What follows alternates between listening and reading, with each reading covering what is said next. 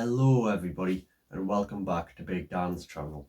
I am, of course, as always, Big Dan, and today I'm going to be discussing Indiana Jones and the Dial of Destiny.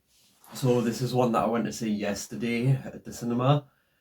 So it's been out for a few days at the time we record this, of course, because at least in the UK it released on June 28th.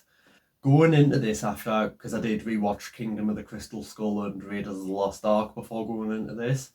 I would say those are fairly helpful in watching it, like to watch before going to do this, because I feel like it helped with giving me overall verdict for this film.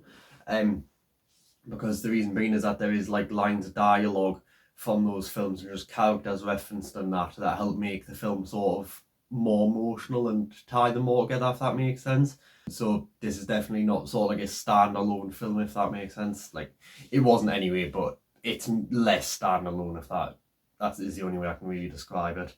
I did like the idea that this time around they tried using sort of time travel within the film. You know, it's not really something they've delved into before in this series, ever, in the previous 4 films.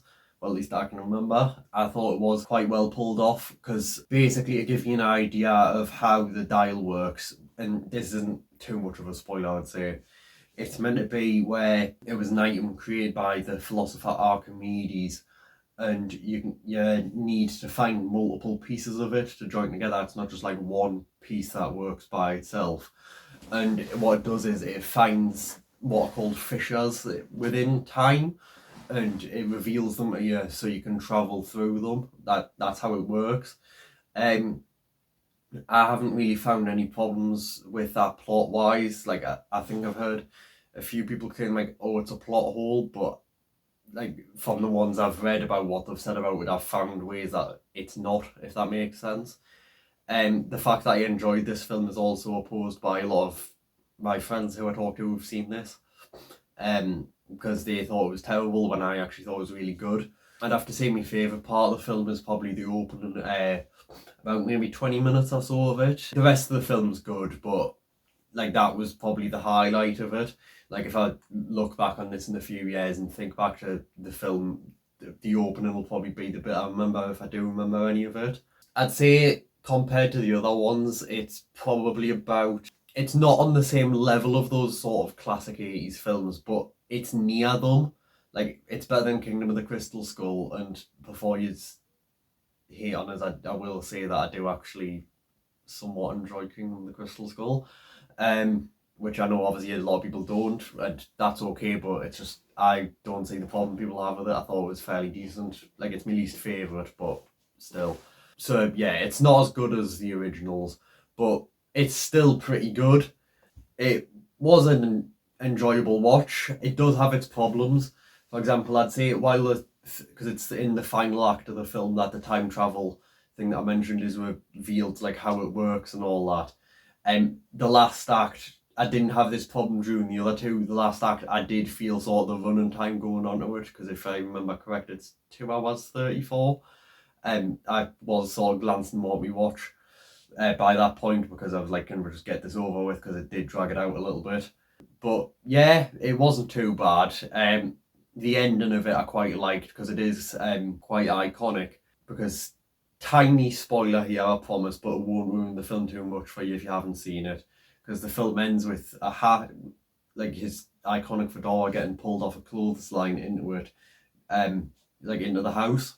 I quite like that, because at least my reading of it was that it's meant to sort of say, even though this series is now over, because come on, Ford's 81 years old, even though the series is over, the character lives on, if that makes sense, because the fact that obviously the hat gets pulled into it sort of suggests, you know, the character will always live on, like, because obviously we can rewatch these films, and obviously they're already a loved series, bar the 4th one, but hey ho, we don't talk about it. But yeah, it was just really good. It did have a problem where in the first act there's like a murder sort of subplot. I won't go too much into it, because again, I don't want to spoil or anything here, or at least not give major spoilers. It's okay for sort of causing this as like a catalyst for the plot, but it doesn't have much purpose later on, and to be honest, until I actually thought properly back to the film, it was one of the last things I thought of, because it is quite forgettable. and just, as I said, just doesn't serve much of a purpose. I was stupid enough going into this to think that it would be set in the modern day, even though Kingdom of the Crystal Skull was in the 50s, and you know, he was 66 when that came out.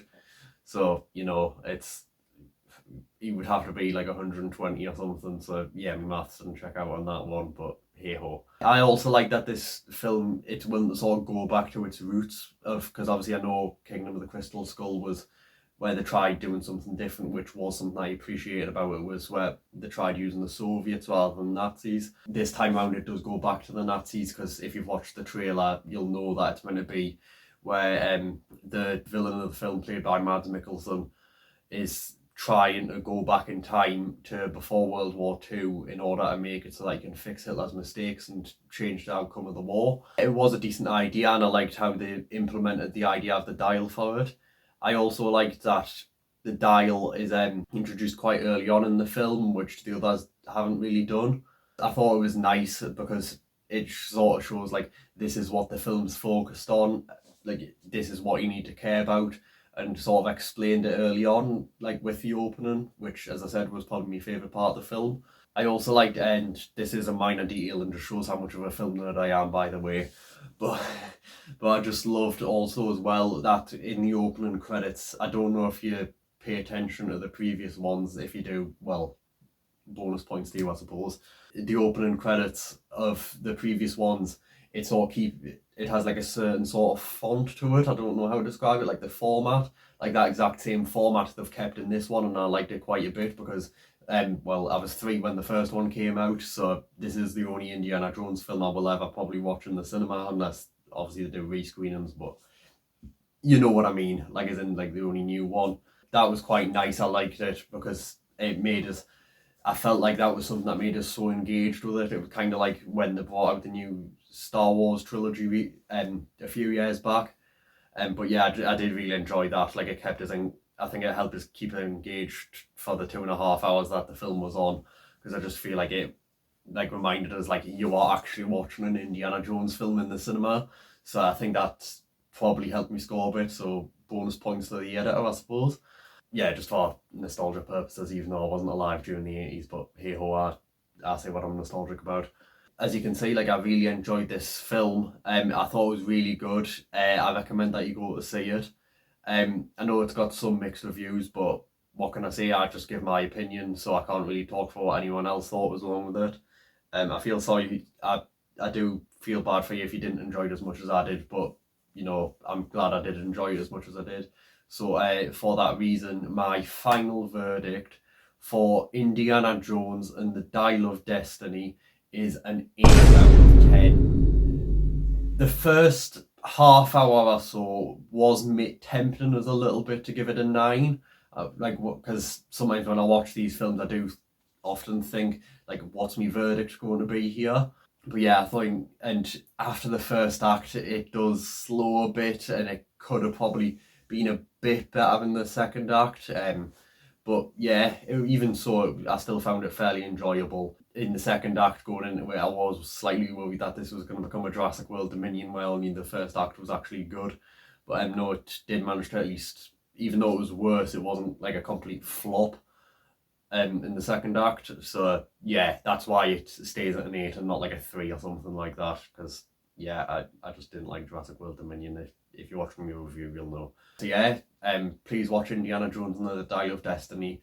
It is really good. I don't care what you say, Joe. I thought it was good. So thank you for that, guys, and I'm out. Peace.